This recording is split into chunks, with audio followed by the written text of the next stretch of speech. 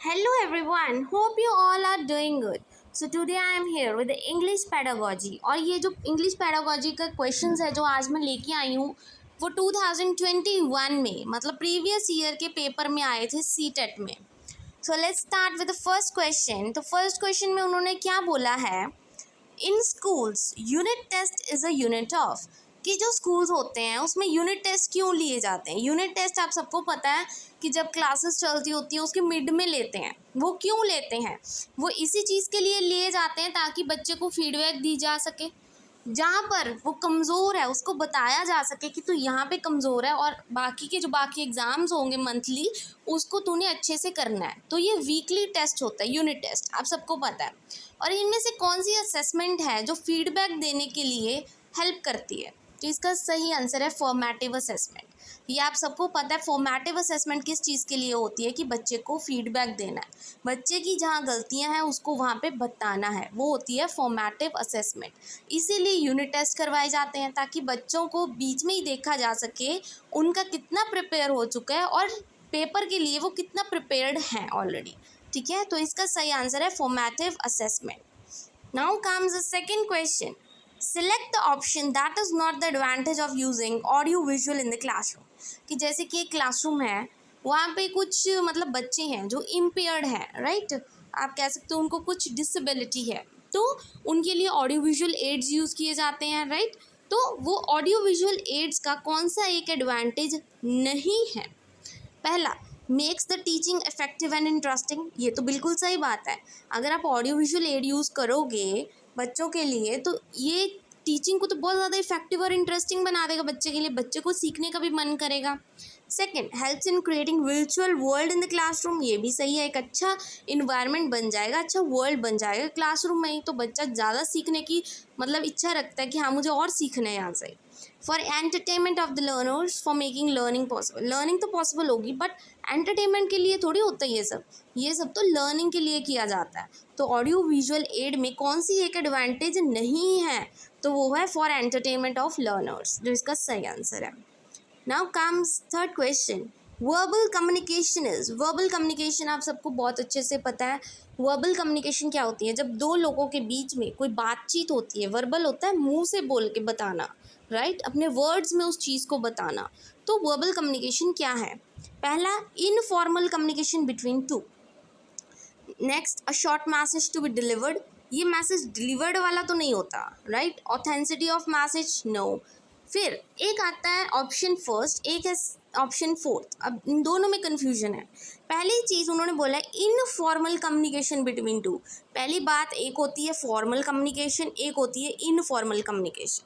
Formal communication याद रखनी है, फॉर्मल कम्युनिकेशन हमेशा दो बंदों के बीच में होती है, बट इनफॉर्मल में तीसरा बंदा भी बीच में आ जाता है. जबकि उन्होंने बात की है वर्बल कम्युनिकेशन, वर्बल होती है सिर्फ दो के बीच, तो फॉर्मल होगी वो, तो इनफॉर्मल थोड़ी होगी. तो पहला ऑप्शन बिल्कुल गलत है और फोर्थ ऑप्शन बिल्कुल करेक्ट है. अ मैसेज इन वर्ड्स, आप कोई मैसेज बोल रहे हो, वर्बल कम्युनिकेट कर रहे हो और अपने वर्ड्स में उस चीज़ को बता रहे हो, तो फोर्थ ऑप्शन बिल्कुल करेक्ट है. ये फॉर्मल इनफॉर्मल ध्यान में रखना, ये छोटी सी चीज़ भी आपका क्वेश्चन गलत कर सकती है. Next comes the fourth question, find out the function words. Function words तो बहुत मतलब इजी वर्ड में आपको बताऊं तो फंक्शन वर्ड वो होते हैं जो दो सेंटेंसेस को जोड़ते हैं, वो होते हैं फंक्शन वर्ड्स.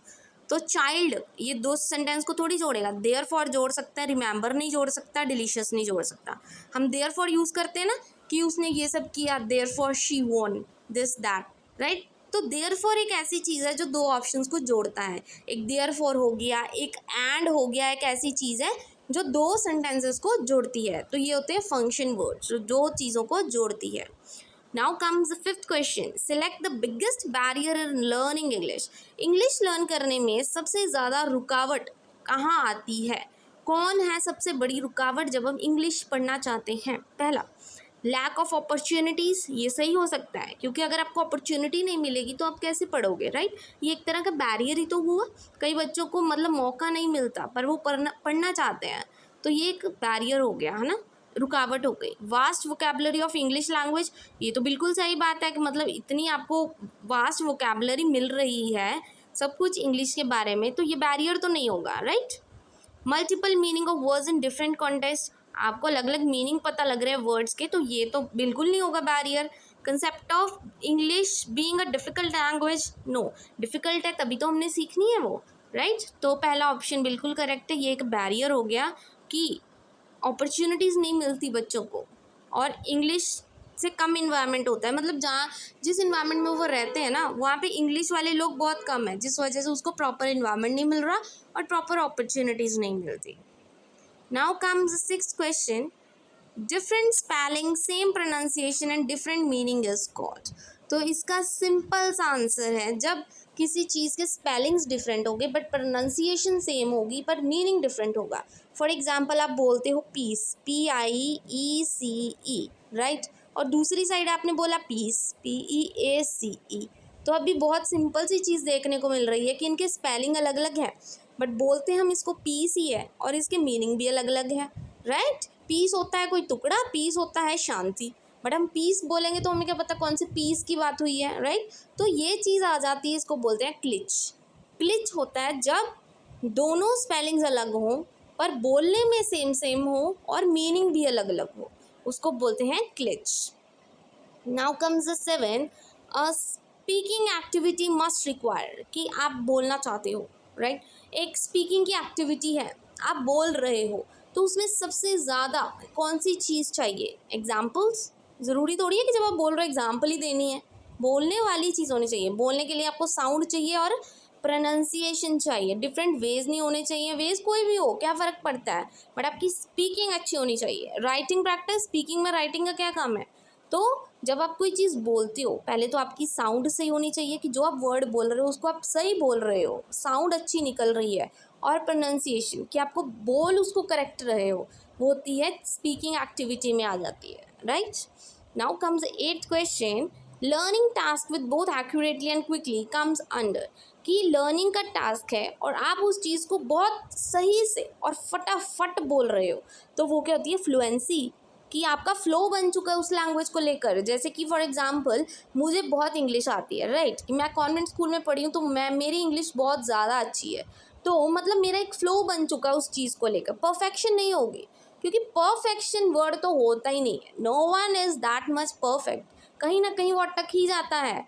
एक्विजिशन नहीं होगा, जनरलाइजेशन नहीं होगा, ये होती है फ्लुएंसी, उस चीज़ को बोलने में आपका फ्लो कैसा है। Now comes the ninth, the bilingual method of teaching was developed by, bilingual method किसने डेवलप्ड किया था? एक मल्टीलिंगुअल होता है, एक बाइलिंगुअल। मल्टी होता है बहुत सारे लैंग्वेजेस बोलना, बाइलिंगुअल होता है 2 लैंग्वेजेस, राइट।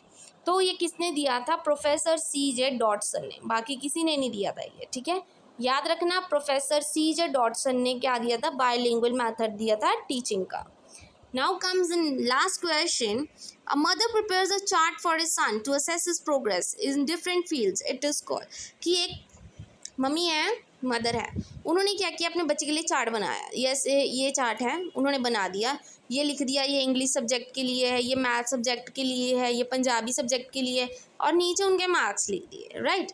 तो मम्मी ने ऐसे एक चार्ट प्रिपेयर कर लिया ताकि वो देख सके, अपने बच्चे की फीडबैक दे सके, मतलब वो कहाँ कहाँ अटक रहा है, कहाँ उसकी अच्छी चीज़ें हैं। तो ये ड्रिल तो नहीं होगा, क्योंकि प्रैक्टिस की बात तो ही हुई, ना मल्टी वैल्यूएशन ना ही असेसमेंट दे रही है मम्मी। ये इसको बोलते हैं हम रूब्रिक्स। रूब्रिक्स होता है जब जैसे मम्मी ने चार्ट बनाया और उसके प्रोग्राम को असेस किया कि एक्चुअल में उसका बच्चा कर कैसा रहा है, उसकी प्रोग्रेस हो रही है या नहीं हो रही है डे बाय डे अलग अलग फील्ड्स में, तो उसको हम बोलते हैं rubrics. I hope today's video is useful for you. और ये सारे क्वेश्चंस लास्ट ईयर में प्रीवियस ईयर क्वेश्चन पेपर में आए हुए थे, तो प्लीज़ इसको अच्छे से रिवाइज कर लीजिएगा। Thank you very much and please don't forget to like and subscribe my channel.